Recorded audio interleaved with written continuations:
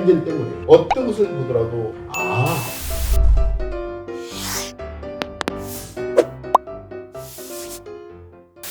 오늘은 이제 내가 항상 관점 싸움이다. 관점. 늘 바뀌니까. 그리고 우리가 볼 수 있는 가치와 가격의 싸움 속에서 우리는 가치적 관점을 유지하고 있는 과정에서 가격은 이 가치를 둘러싸고 막 혼돈스러운 노이즈를 줘. 그렇지. 이 가치는 있을 텐데 각종 소문들과 가격이 변하는 노이즈가 있어. 관점이 없으면 그냥 사라지는 거지. 무섭다. 그래서 관점을 세우는 과정에서는 사실 알고 사실 기초 위에 남들과 다른 해석을 하고 또 진보를 위한 의심을 해보고 그 속에서 엷은 프레임을 만들어보고 엷은 프레임을 충돌시켜보고 충돌의 관점에서 어느 정도 정당화 예스란 답이 나오면 예스야. 논리의 충실성만 있을 뿐이지. 어느 정도 예스하면 모든 걸 관점으로 만드는 거야. 그래서 충돌의 문제는 정반합적 충돌을 얘기해. 정과 반이 있으면 충돌을 통해서 합이 나오지. 그게 사회적 진화 과정이야. 물리학으로 말하면 작용과 반작용, 역사로 말하면 도전과 응전이고, 시각적으로 말하면 현미경적 기각과 망시장 충돌이라고. 가치와 가격의 충돌, 수요 공급 충돌, 다 충돌의 역사야. 이 충돌을 누가 잘하느냐? 그 속에서 많은 싸움 속에서 어느 정도의 엷은 프레임을 강화된 프레임을 받게 되면 그게 관점이 되는 거야. 진짜 주가는 뭐가 결정하지? 라고 할 때 많은 관점 싸움이 있어. 우리는 소비자의 지갑이 결정 프레임을 우리는 강화시키고 있고, 주가는 가격이 가치에서 결정이 되고, 가치는 가격을 만들어서 주동적 힘이고, 가치는 결국은 또 소비자의 지갑도 나오고, 그래서 삶의 현장을 이해해야 된다. 이런 관점에 의한 프레임, 채널이지. 이런 것을 모르면 그냥 주가 폭락하면 또 잊어버려. 야, 이거 큰일 났는데.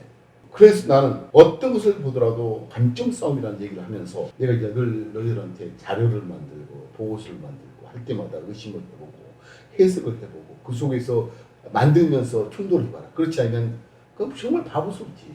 자, 그래서 우리가 오래전부터 이런 프레임을 얘기했어. GDP, 경제성장률과 주가지수와 개별 종목의 상관성이 굉장히 높을까? 경제성장이 높으면 주가는 뜨고 주가지수가 뜨면 모든 종목이 오르니까 또 경제성장이 떨어지면 주가지수는 떨어지고 주가지수는 개별 종목을 전부 다 나쁘게 만들까? 라는 가설을 속에서 우리는 그렇지 않을 가능성이 큽니다라는 얘기를 많이 해요.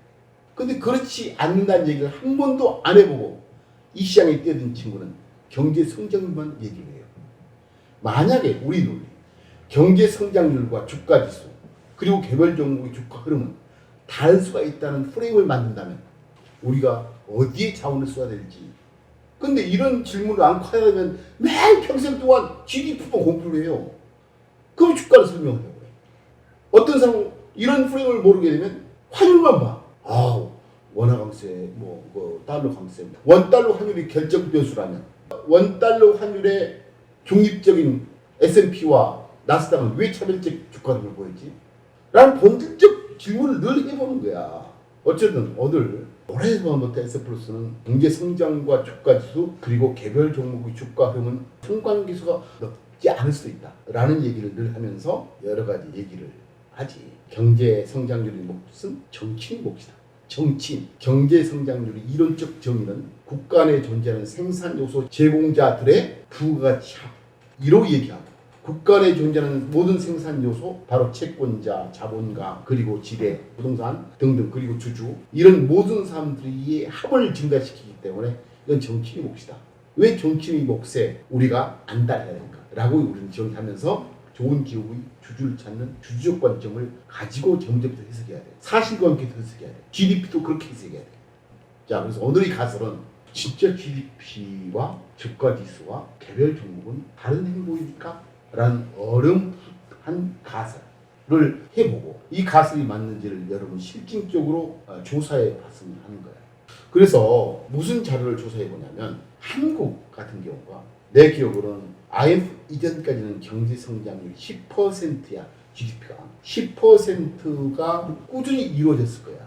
고도성장 GDP가 진짜 주가지수 어떤 관련성을 맺었는지를 자, 한국 데이터는 아마도 IMF 이전과 이후가 고도성장과 저성장기의 역사적 분기점 같기도 하고 그 상황에서 이 고도성장 또는 저성장 우리 가정은 아마도 투자 인베스트먼트 사이드 기업의 소비야. 투자 지향적인 경제가 한국의 IMF 이전의 고도성장을 만들지 않았을까? 원래 성장은 누가 견인한다고? 기업의 소비, 투자지, 민간 소비, 컨션 소비, 재정 지출, 그리고 X-M이잖아. 초과 수출 또는 초과 수입. 이런 네 가지 구성목으로 이루어지는데 아마도 그러면 혹시 이 고도 성장과 주가 지수의 괴리가 혹시 투자 지향형 경제 구조이면 우리 가정은 괴리가 있을 수 있다. 자, 첫째 가설은 GDP는 주가 지수 다를 수 있다는 가설이고, 두 번째 다를 수 있는 확률적 높이. 어떨 때 많이 다를까 하는 것은 소비가 아니야. 투자가 GDP를 만들어 올 때 혹시 GDP는 뜨는데 주가가 더 뜨는. 왜? 투자는 뭐야? 기업이 소비잖아. 엄청난 기업들이 투자를 해요. 그럼 성장은 없대. 뭘 하지?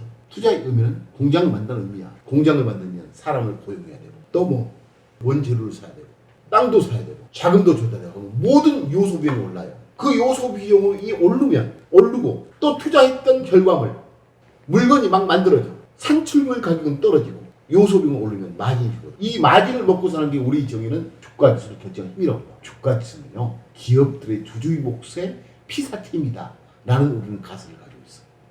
자, 그렇다면 우리는 자료를 첫째, 이런 프레임을 안다면 모든 나라도 그걸 적용을 해봐요. 자, 일단 한국 가장 고도성장기와 저성장기, 고도성장기에서의 주가지수 연평균 상승률, 그 다음에 주가지수 상승률, 그 다음에 이때의 성장에 기여했던 섹터가 민간 부분인지 투자 부분인지를 알아낸다면, 투자가 견인한 경제성장률의 구조 속에서는 기업들이 치러한 싸움, 마켓시어 전쟁, 그리고 생산 요소에 대한 쟁탈전 때문에 주주임금은 늘지 않기 때문에 혹시 주가지수가 뜨지 않았을까라는 가정을 여러분이 실제로 데이터로 확인한다면, 여러분의 20년, 50년 역사 속에서 주가지수를 예측할 때 나의 몫은 뭘 측정해야 되지? 라는 결론을 도달해요. 오늘의 관점은 GDP와 주가지수는 진짜 다를까? 나의 가설이야. 두 번째, 그렇다면 어떨 때 다를 가능성이 클까?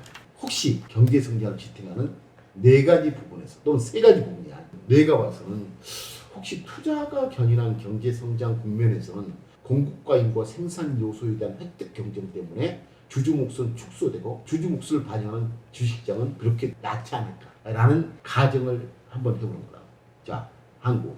두 번째, 미국도 한번 해봐. 미국도 내가 봐서는 1980년 전까지는 내 생각은 고도성장이 같아. 내 기억으로는 어쨌든 1980년 초에 내 기억에는 금리가 18%, 19% 간 적이 있었어. 그 1980년 이전에 미국 경제에 대한 성장률과 그때 당시 연평균 주가지수 상승률과 그때 당시에 이 GDP에 기여했던 섹터에 대한 함수 관계를 여러분이 본다면, 또 그 다음에 미국은 1980년 이후에 아마 성장은 그저 예전보다 떨어졌을 것 같고, 사실 미국은 1980년 이후에 주가가 제일 많이 떠. 최근의 주가 상승은 사실 비즈니스 모델의 문제로 보고, 2008년 이후에 우리가 목격했던 새로운 생산 요소의 등장이 목격하지 못했던 과거 전혀 다른 프레임을 만들지 않을까라는 게 우리 회사의 주장이야. 2009년부터 모바일 디지털 네트워크는 네 번째 생산 요소를 인식해라. 인식하지 않으면 새로운 세상을 모른다. 나는 인류의 가장 큰 위대한 언어는 영어가 아니라 잣대 있지, 줄자, 나는 자라고 봐. 그 물건 얼마나 커요? 라고 할 때 어떻게 얘기하지? 자가 없으면. 그리고 지금 어디 오세요? 어디쯤 오세요? 어떻게 얘기할까? 지금 너 출발했는데 언제 오냐? 어디냐? 아, 서울에서 한 100km 남았어. 지금 몇 킬로로 오냐? 얼마나 빨리 와? 업체 빨리 와.